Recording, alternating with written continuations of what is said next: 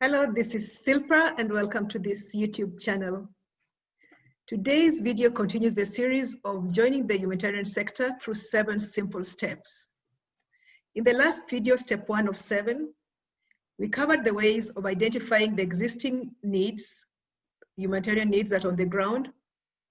I took you through how to research on the available options and how to package yourself ready for the role by making yourself the most suitable candidate for the advertised role.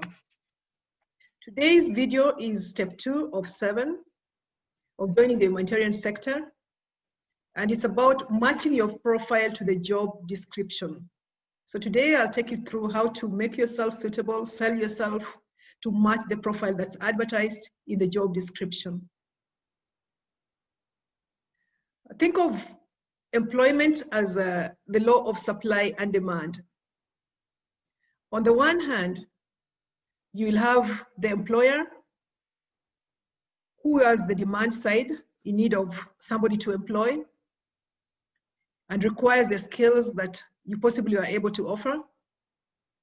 And on the supply side, think of yourself as being on the supply side, having the skills that are desirable to the employer that you wish to market.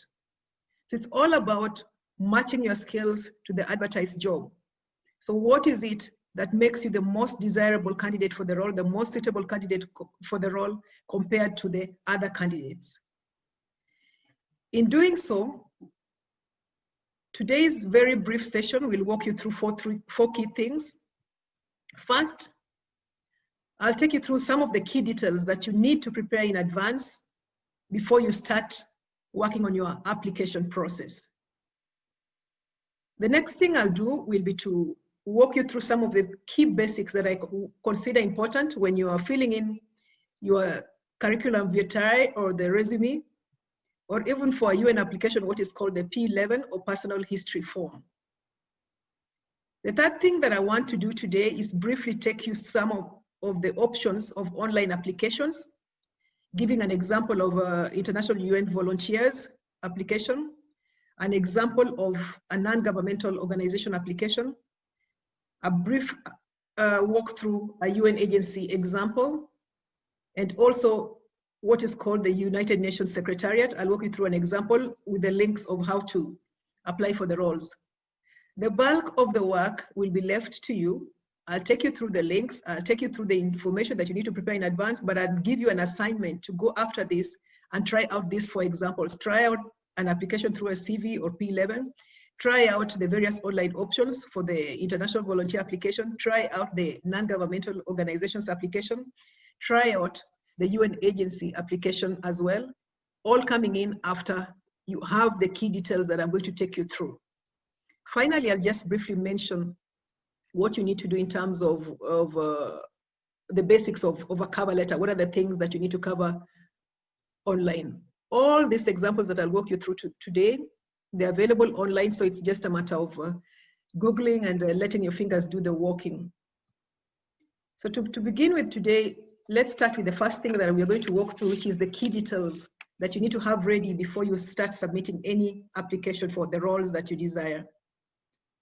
Everything that you do when you work on your application is guided by the job description. The job description is like your Bible if you're Christian. It's like your Quran if you're Muslim, like your Torah. It's the thing that guides every step that you make, because at the end of the day, you have to prove that the requirements of the job description or the terms of reference, that you have them and you're a perfect match for that role. So beginning with the key details, some of the things you need to prepare in advance is one, your personal information. And under personal information, I mean, this is not very difficult. It's things you normally have ready with the name. Make sure the order of the name is correct, the first name and the surname. The date of birth should match the identifications that you have, your passport or your national identification card. Nationality, if you have a dual nationality, it's also important to highlight all this. So all this personal information is not very hard to come across because you already have them normally. The second most important thing that you need to have ready is your educational background. And here you need to go in chronological order. List all the educational qualifications that you have, beginning with the most recent one or the highest one that you have, going chronologically in order of priority. If, for example, you have a master's degree, start with the master's degree, then you go to the bachelor's degree and list them chronologically. because there'll be a field that will normally be required either in the CV or in the P11 or in the UN applications, where you just go back to your details and just copy and paste. The third thing you need to prepare in advance is your work experience. And again, for the work experience, have it done in chronological order, starting with your most recent employment history, working backwards. And then fourthly, if you have any certifications, then list all the certifications you have, because you need that information to fill in the forms. For example, for those in finance, if you have ACCA, for example, list that down. If you are in programs and you have Prince 2, list that down. Any certification that's relevant for the role, please list it down and have it ready to just copy and paste. It will make your work easier when you start doing the application itself. Fifth, if you have any volunteer roles, certain organizations really look into this. For example, the International UN Volunteers, they actually look back, and prior volunteer experience actually can make a difference. So list all the volunteer experience that you have, because there'll be a space to fill in that when it comes to the online application. And then sixth is the language proficiency. If you recall from the last video, I told you how important it is to at least try and be proficient in at least 2 of what we call the United Nations languages. And this is actually fluency in either English, French, Spanish, Arabic, Russian, or Chinese. Normally, certification will be required up to a minimum of B2 level. So it's very important that you pay attention to all the languages that you have that kind of proficiency in. Last but not least, you need to prepare at least contacts of 3 referees, the names, their phone numbers, the address, and most importantly, have an email address, because most reference checks nowadays are done through email. So it's very important that you have the referees, at least a minimum of 3 professional references. These are some of the key basic things that you need to prepare in advance. So I'd actually request that you start as a first step, even before you go into writing your CV, have all these details ready so that you can move over to the next step of preparing your CV. If you want to prepare the CV, I mean, a starting point could be just online searches on how to do a CV. There are several options tailored to fit the job description.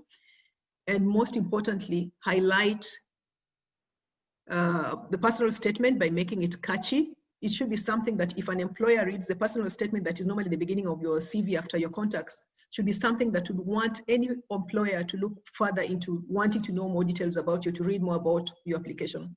So make sure it's a catchy personal statement. And the various online applications that are available.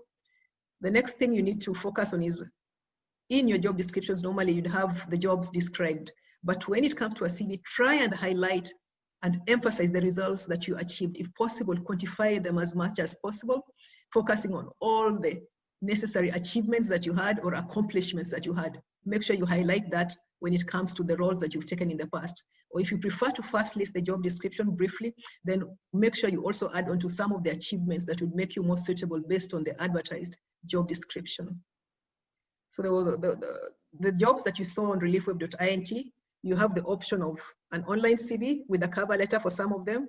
And for others, they normally require you to, again, submit a cover letter along with what is called a P11 form. It's actually a personal history form. I'll give you a link of how to get it later on. So once you've prepared all these details, the CVs, if you're not sure of how to do it, you start with the online searches. Have somebody look at your CV. It could be a friend, it could be a relative, or if you know anybody who's in full-time employment, or better still, somebody who's in the human resource department, then you can get guidance from them on how to fill the C11. If it's the P11 form, then get help from somebody who's already in the United Nations.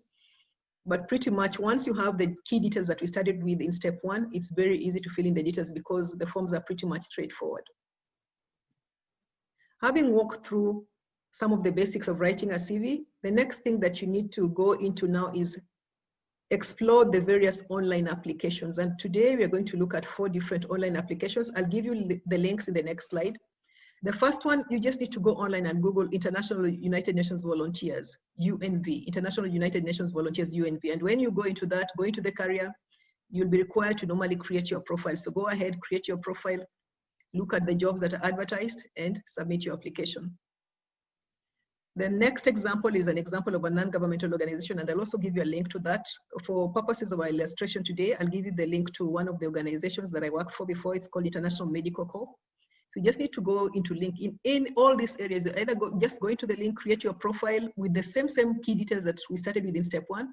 And once you create your key profile, put in your educational qualifications, your work experience, your certification, volunteer experiences and languages and references, then it would allow you to now submit your application, or possibly add a cover letter or attach a cover letter. The beauty of some of these forms, for example, some of the non-governmental organizations applications, once you have a CV that is online, it allows you to update the CV and then it populates the data from the CV. So that is one other thing that you might want to do. So make sure that when you're doing your CV, it covers what you really, really want captured in your profile. And then I'll also do 2 things. I'll share with you the links for application for the UN agency. I'll share with you the UNHCR website so that you go in there as your homework, look into the vacancies, fill in your online profile, and try and submit an application for one of the roles that has been advertised. I'll also give you the link for the UN Secretariat, which is called Inspira. So I'll give you that link in the next slide. So basically, these 4 examples are just examples that are to get you thinking. I'm not going to do the work for you. I'll let you do most of the work yourselves. Go into these websites that I'll give you in the next slide and walk through.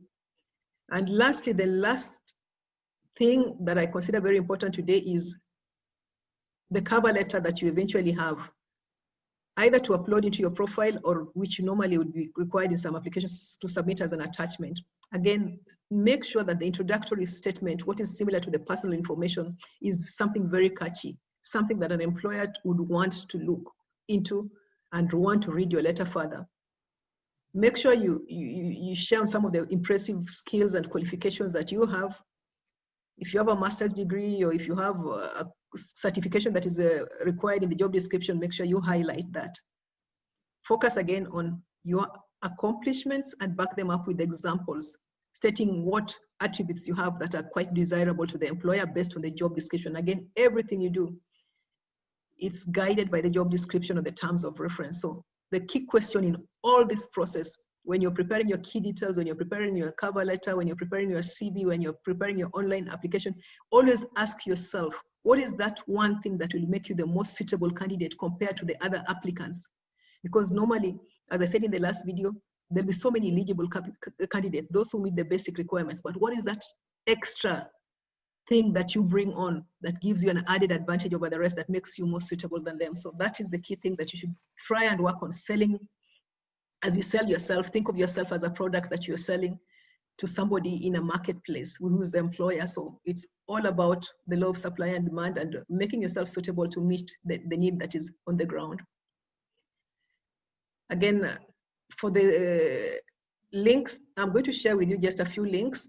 Today's example, as I said, I want you to go back and I'm trying to teach you to work more on your research. So try just type Google how to write a good CV. And when you see how to write a good CV, or you can put the wordings the way you want, look at the different examples. Try and see a CV that strikes out. For example, if you're looking for a finance job, you can put good CV plus finance officer. Or if you're looking for a program job, good CV plus program officer. Google the options that are available and see a catchy CV that you could actually try and work with as you prepare your own CV. Just keep it simple, a maximum of 3 pages long. Once you have the draft, share it with a friend, a relative, or a colleague, or anybody in human resources to help you look through it. Make sure if you have Grammarly, you check the grammar, the syntax, and all that, and make it catchy. Avoid any spelling mistakes because that also might disqualify you if you're not careful when you're doing the applications. So the next thing that I'm going to do now, which is also part of your assignment, today's example is more left with you to try things out. I want you to go into the website for UNV, which is www.unv.org. Look at the adverts that are there, or try just to fill in your personal profile at your own time.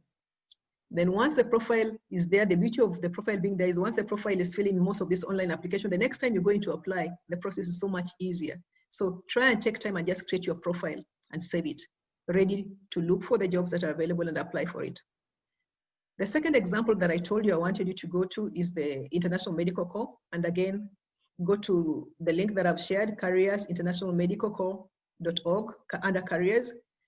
And when you go in there, log in as a new applicant, under careers, look at all the jobs that are there.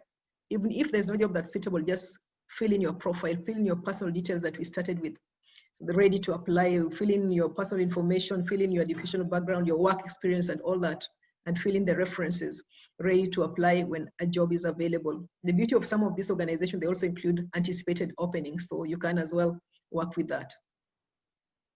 The third example that I want you to look into is, if you go back to Relief Web, you'll have several UN agencies that advertise jobs. Or also if you go to, you remember I told you of the site unjobs.org, you can get various UN agencies. For purposes of illustration, I want you to go to the website for UNHCR, click on www.unhcr.org. Under vacancies, I want you to try and log in as a new applicant and fill in your profile, because once you have your profile, then the work is easy. You'll be ready to just submit your application, answer a few questions when the time is ready, or if you see a job that matches your profile. And last but not least, I also want you to go to the example of what the United Nations Secretariat uses for applications, which is Inspira. So log into inspira.un.org, and I want you to just also fill in your profile, look at the jobs that are available. If any matches your profile when you're done with your profile, then you can apply for the job. If not, you can go in future with your login details for all these 4 examples. You can go and always go back with your login details and password and submit your application. So actually, this is your homework for today. Today, I'm not going to do the work. I'll let your fingers do the walking for you. So please go back and try all this out for yourself, because as you explore, as you research, as I told you in the last video, you get to learn a lot more. So I want you to also help me by at least doing something for yourself. In the process, you'll find out the options that are available.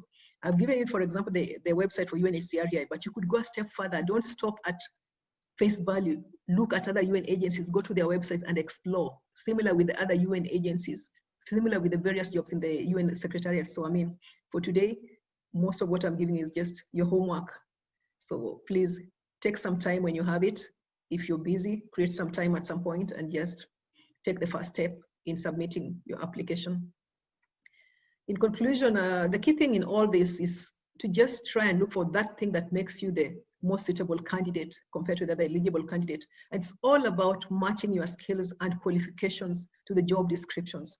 Make sure your educational experience, make sure your certifications, make sure your volunteer roles, make sure your work experience and even the languages that you speak and even the reference that you have speak to the requirements of the job description.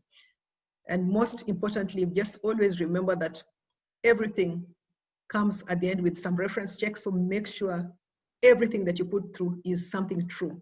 If you're putting in your educational qualifications, make sure you put in qualifications that you have a valid, recognized university degree for. Actually, the agency is going to the UNESCO website to actually just confirm that the university that you went to is accredited. So make sure you're true to yourself when you're submitting all this. Don't try to cheat and put in something that you don't have. That is very, very important because you will be caught.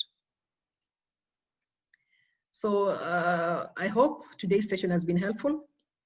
I tried to just take you through the 4th simple thing that I thought was important. Basically, step 1 was about getting ready for to submit your application by preparing the key details that are necessary.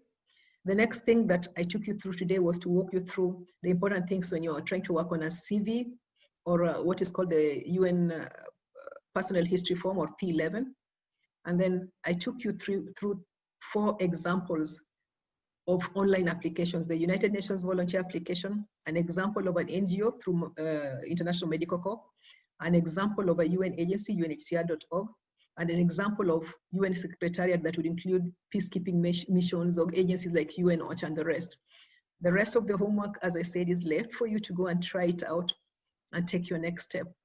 Otherwise, please subscribe to my YouTube channel, click on the bell for notifications, and follow step 3 of 7 over the coming weeks.